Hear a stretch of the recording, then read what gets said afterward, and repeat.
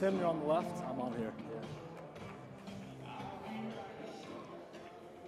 Thank you all, and thank you to the panelists for being here today. This really is an issue that is so important for our time, but it's an issue that really is kind of taking a back seat these days, and it's something that I think we as conservatives need to do a better job of figuring out how to communicate in terms of urgency to the American people. So I'm excited here to have a conversation for the next 20 minutes or so with our panelists, and I'd like to toss the first question to Senator Perdue. Senator Perdue, as many of you know, is the only former Fortune 500 CEO in the Senate, so he understands numbers, he understands the kind of immensity of the importance of this issue. So I'd like to ask you, Senator, to just kind of try to frame how important the issue is and what the threats are that we're facing. Well, thank you, Tim. It's why I ran, frankly. The debt crisis has been building for the last 15 to 20 years. It's the greatest threat to national security. I'll try to quantify it very briefly. We have $22 trillion of total public debt. It just clicked over that in the last 2 weeks, by the way. But more draconian than that is the fact that we have $130 trillion of future unfunded liabilities coming at us, primarily in Social Security, Medicare, pension benefits for federal employees, and the interest on the debt over the next 30 years. That's basically $1 million for every household in America. Now, put that in perspective.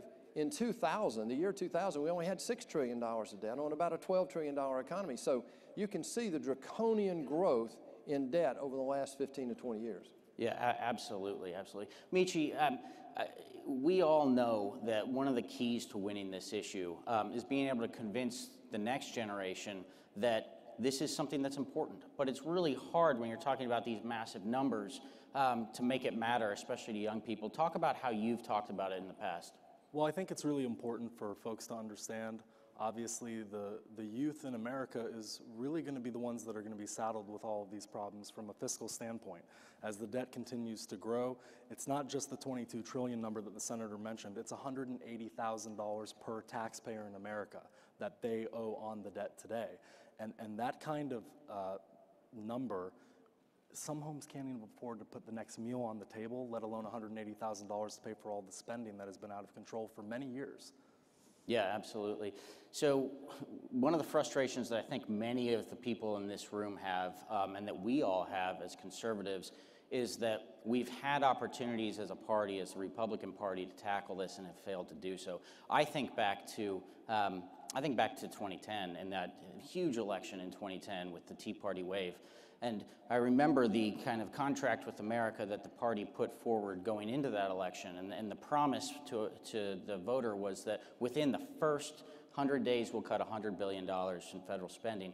Well, we got in, and then we had some backtracking on that, and then the leadership decided, oh, let's not really cut the $100 billion. We're going to prorate it for the amount of days we've already been in session. It was insane. And that kind of stuff really frustrates and kind of, in my experience, has dispirited our activist base. How do we re-engage our activist base on the issue? Well, let's talk about what we have accomplished since that watershed era, and I was a part of that. Yep. What we've done since then on discretionary spending, we need to, I'm sorry, my wife says I can bring any cocktail party to its knees talking about this, but if you'll bear with me for a minute, this is what we spend today. We raise about $2.2 trillion in federal tax revenue. We spend about $4.4 trillion all in. That's mandatory and discretionary spending. We also collect money into the trust funds for Social Security and Medicare. That's it. But the problem today is that our discretionary spending is about $1.3 to $1.4 trillion. Now that's fairly flat compared to 2009. Actually, we reduced spending in real dollars. The growth is in the mandatory side, the $3 trillion that does not get affected by the budget process. This is what we're trying to change. We do a budget up here that's a fraud. The budget we do in the United States federal government is, in Congress anyway, only deals with the $1.3 trillion of discretionary spending, not the mandatory spending, and that's where the problem is. The growth in the debt over the next 10 years is primarily in mandatory spending. It's so bad right now that we are borrowing more than our discretionary spending, which means that every dime we spend in our discretionary spending, that's military, VA, and all domestic programs, is fundamentally borrowed money. Right. It's so bad that we have these bilateral defense agreements with the rest of the world. One of them is South Korea, Japan, Taiwan. Taiwan's a good example. We have an agreement with Taiwan that says that if Taiwan is invaded by China, We have to go to Taiwan and help defend Taiwan against China, but to do that, we got to go to China and borrow the money to go to Taiwan and help defend Taiwan against China. Now, you can see how ludicrous that is, but that's the absolute truth. And that's why this crisis, people say all the time, well, when did the crisis start? When does it start? It started sometime about 5 to 10 years ago when we set off this path on mandatory spending. Yeah. At Heritage Action, we have activists across the country, and one of the things that they really need and that we all want are things that we can support, tangible things that we can support to help make a difference. Senator Perdue has just introduced a resolution on the debt issue that I think is fantastic and is worth everybody taking a look at. I wonder if you'd take a few minutes just to kind of talk through what that does. Well, I mean, a resolution doesn't do anything. It just tells the world, hey, we think this is important. And we want to vote on it because we believe that the national debt, this $22 trillion of debt, is the greatest threat to our national security. Those aren't my words. That's General Mattis, Admiral Rand. There are a number of military experts who have said for years that this growing debt is the greatest threat to national security. But it's also a great threat on our social institutions. We can't do the right things for our people anymore because of the size of this debt.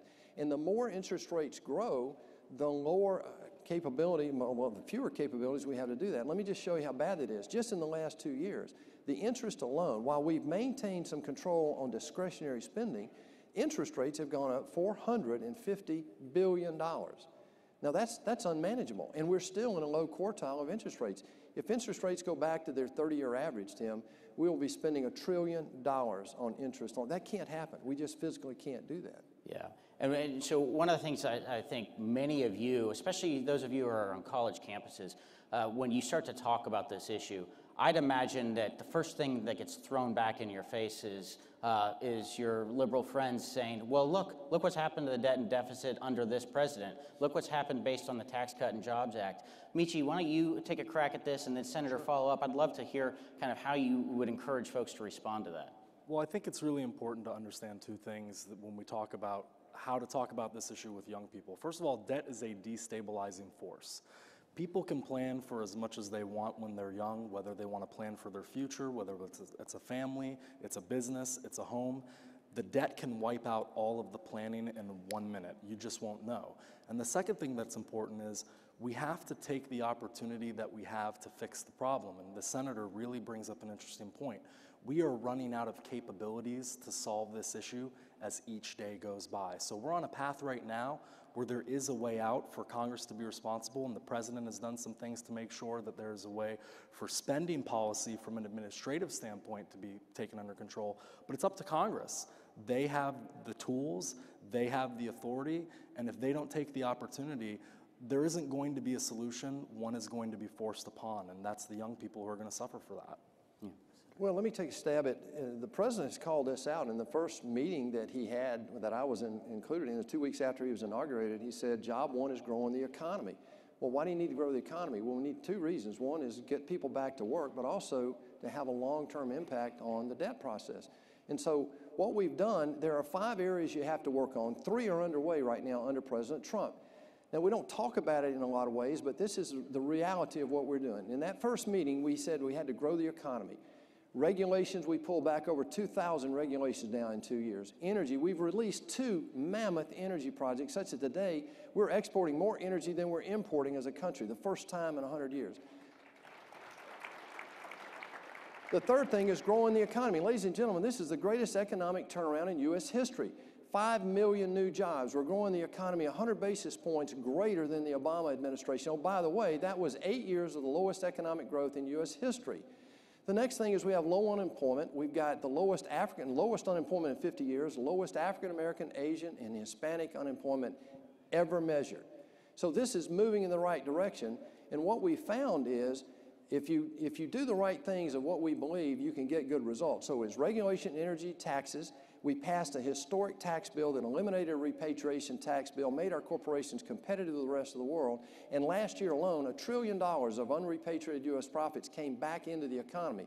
So collectively, we've freed up about $6 trillion to come back into this economy. The last thing is we passed a historic, bipartisan, by the way, bill to repeal the most onerous parts of Dodd-Frank. And I'm here to tell you, that has a profound impact on small banks. Now, here's what's coming.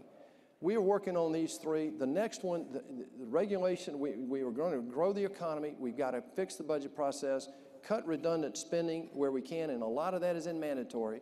But we've got to save Social Security and Medicare because these trust funds go to zero in 8 and 12 years respectively, and that's where most of the increases in the next 10 to 20 years is coming from those two social programs. And the last is we as conservatives have to finally start the debate about health care costs, not just the insurance. That's what the distraction of Obamacare was. We've been spending a decade talking about insurance. We need to start talking about the drivers of health care, which is causing Medicare to go up. And let me say this about the tax bill.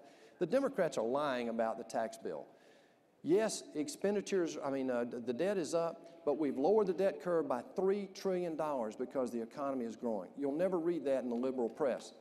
The next thing is I believe right now we've got an opportunity to continue that as the economy continues to grow. But the tax bill that we passed last year, they said, oh, it's going to add $1.7 trillion of new spending. Well, that's true, except that the CBO, Congressional Budget Office, says if you grow the economy 1/2%, and we're doing twice that, it more than pays for itself. And if you grow 100 basis points, which is 1 point, then you add $300 billion to the federal tax revenue, and we're seeing that today.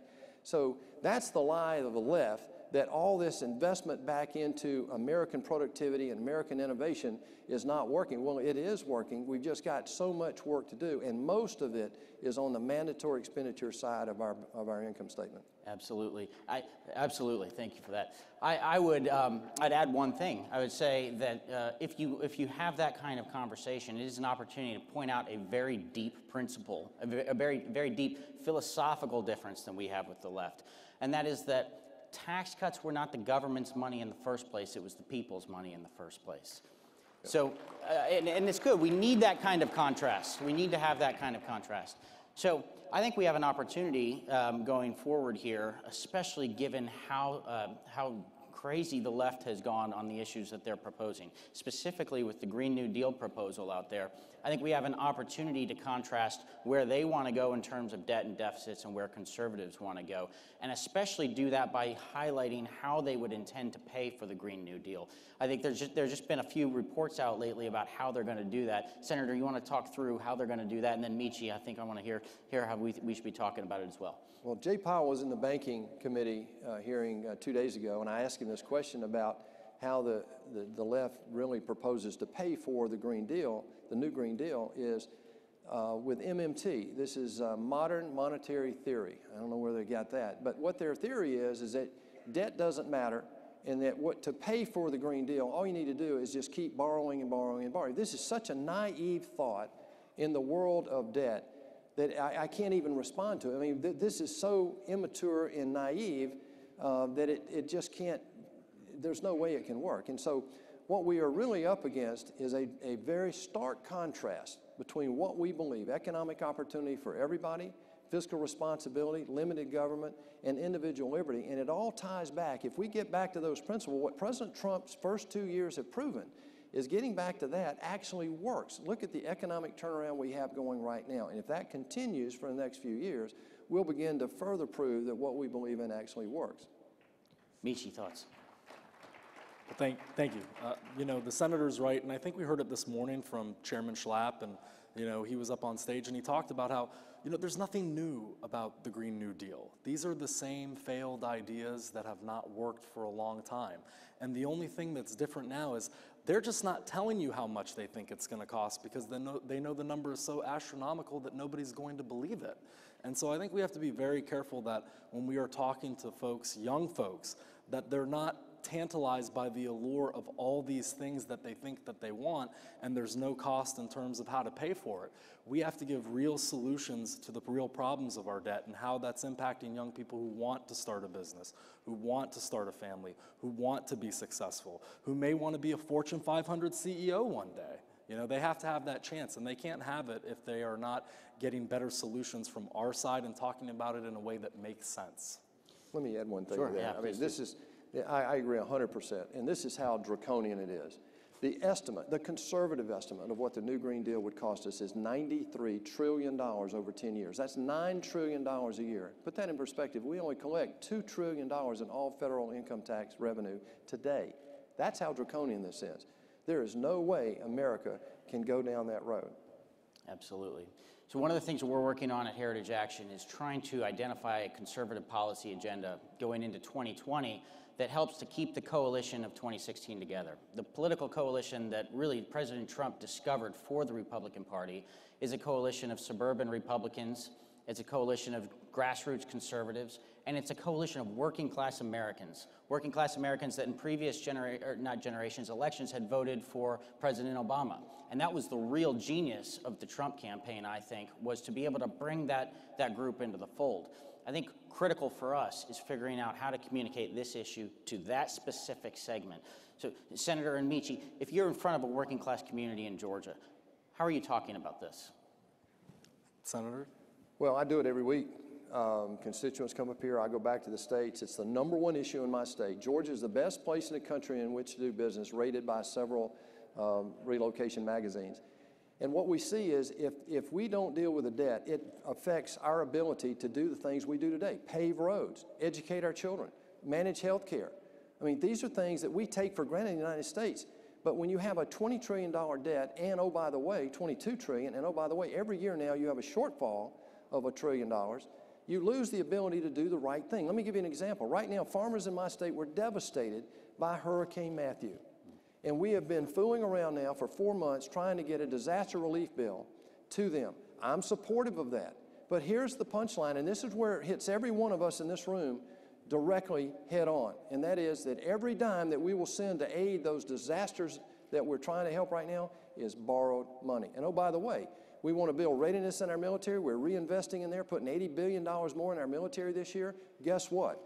Every dime we spend in our military today is borrowed money. This is where it hits you and me. And oh, by the way, you want to solve Social Security and Medicare? Well, some of that is going to affect us in this room. It is not, at this point, to Mishi's point, the later we wait to deal with this, the more draconian and more onerous it will be on the solution. Absolutely. You know, I would say when you look at people and you want to talk to them, no matter what side of the political spectrum they come from or the policy spectrum that they come from, you know, these are real numbers, and they keep growing, and we can't understand how big 22 trillion is in real time, but it keeps growing. And I think that it's important, whether it's a farmer in Georgia or, you know, someone in Tampa, Florida, where I'm from, who's starting a business, that all of these numbers in the end are going to only matter if Congress can do something, and if the president is able to work with Congress in a way to make sure that economic policies are expanding opportunities for Americans, you're going to see debt go down. Federal revenues are up. The government is getting money. So the problem is, what are we spending it on, and how do we make sure that we can do it in a way that's responsible? Absolutely. So we've run out of time. I'd ask one parting thought from the senator. You've got a room full of activists here, and you're a leader in the Senate on this issue. What do you need from the activist community across this country? Hold elected officials accountable.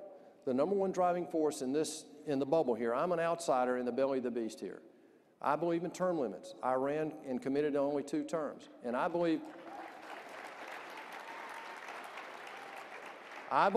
that we, you, and I can have an impact on this town, but we have got to maintain accountability of the people that we put in office. Don't put people in office if they're not qualified. Don't keep people in office if they're not doing the job. It's no more complicated than that. Ladies and gentlemen, thank you. Please thank the panelists. Great job. Good job. Good job. Good job. Appreciate it.